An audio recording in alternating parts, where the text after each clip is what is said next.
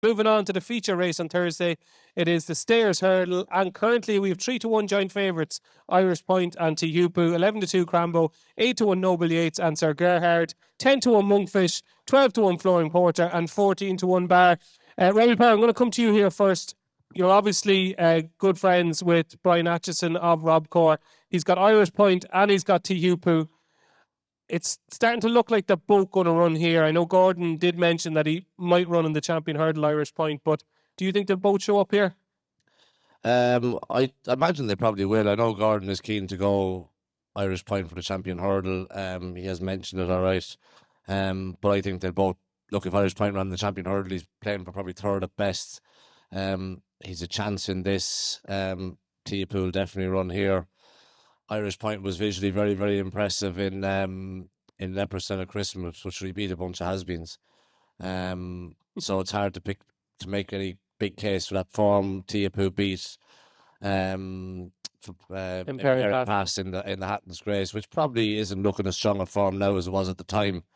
But that was still a very, very good run. He ran well in this race last year. Didn't think it was Davy Russell's finest hour now on him last year. So Jack knows him very well. He's gone here fresh this year, which is a big, big thing for him. I suppose the only concern you'd have is if Banbridge wins the Ryanair half an hour before, ground is probably a little bit quick for team. That'd be your main concern, and that wouldn't be a concern for Irish Point. So for that reason, I think the two of them will more or less probably show up here, yeah. If they do, and the ground is on the slow side of good, so good to soft, but there's a bit of cutting it, Irish Point and Tihupu, who would you ride? Tihupu. There you go. 3-1 joint favourites, Tihupu and Irish Point. Tony Keenan, have you a strong view on the Stairs Hurdle? I don't have a strong view. I just wonder, even is English soft enough for Tihupu? I think he really likes the real slop now that we get here. So I just don't know. Irish Point's been visually brilliant. I thought really good action in Ryle as well, giving chunks away to a half decent mare that was race fit. But I don't have a strong betting opinion, no. Okay, Jonny, Dineen, have you? Look, I suppose you'd have to take note of what Jack Kennedy goes for, and you'd have to respect that. And if Robert is fancying Tihupu, it's hard to come up and say I fancy Irish Point, and I think it is anyway. Look, without knowing anything, I just said maybe lean towards Irish Point, because I would slightly agree with Tony there that I have a feeling the softer the ground, the better for Tihupu. Okay, he may be best fresh, but he hasn't much real good top level form on anything bar soft to even softer, and that, like, I don't think you'll get the real depths of winter stuff that he probably needs to be at his best. Do you think he does need that, Jen? I do. I think you're feeling there's a difference between Irish soft ground horses and English ones. You know what I mean? I do think that the likes of like Nickname years ago, they couldn't function at all in anything bar the real heavy winter stuff. So look, I do think that there's some very average horses in this race at the same time. Crambo is a bit of a chance, but he only beaten Paisley Park, who you couldn't fancy. So I'd say Elliot has a strong hand here. I think one of the two of them will win. I'd be waiting till the day to see which one I back. And you did, in fairness to you, what a shout this was. Back in, was it November, Jonny Dineen, you said Crambo could potentially be a Stairs Hurdle candidate when he was about 100-1. You spotted Crambo fairly early in life. Yeah, but I suppose he had won a handicap offer for the high 130s, and he won it in the walk. So he was definitely 150 horse. So it wouldn't have to be Einstein to work out. He didn't have to get further up. All right, I was only giving you a bit of credit. But he didn't have to go much further. I mean, he still might only be 150 horse. Who knows? Yeah. So Irish Point is joint favourite. What's he joint favourite with, Jonny? the other Elliot horse, yeah. How do you pronounce it? Tihupu.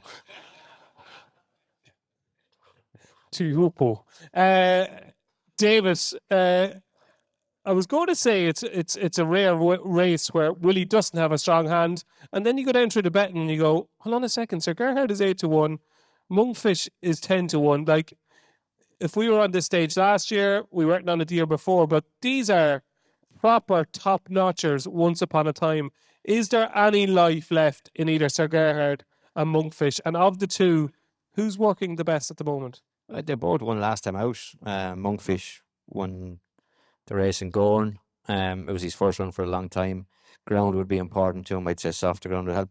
I'd say there's a fair chance you could end up in the Gold Cup, Monkfish, rather than here. Sir Gerhard to run here. I wonder will he truly stay 3 miles. I know he won a point, but I think he's Did he stay in the Brown Advisory last year? Didn't look like I think he's a lot of pace, that kind of. I think he'd stay if you were riding him to stay, but if you want to be competitive, I'm not certain, that kind of way.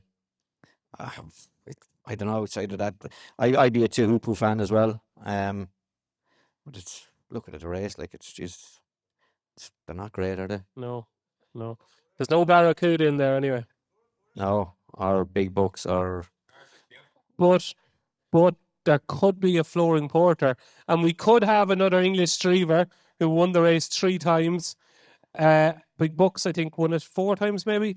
But we're going through this, and you've obviously got Irish Point into you, Pooh.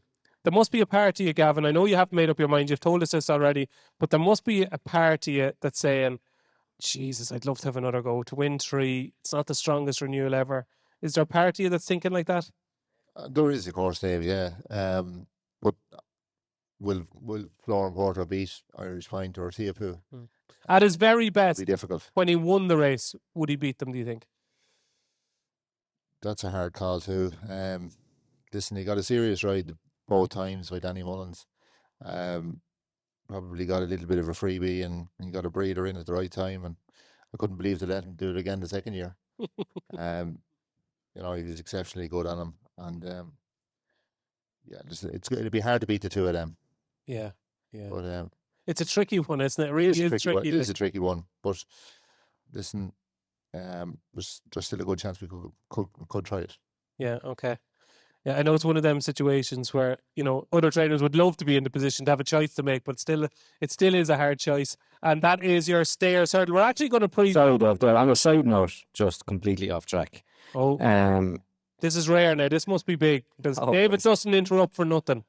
So get your pens out. Harry Fry came out with a statement last week, and Aidan Coleman got absolutely ridiculed for it, saying that English jockeys go too fast and that's why the horses don't win in Cheltenham.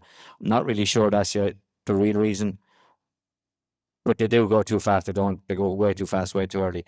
And a proven point to me is the Cleeve Hurdle Noble Yates. Like, he wants 12 mile, and they kicked on 7 furlongs out. They're all off the bridle.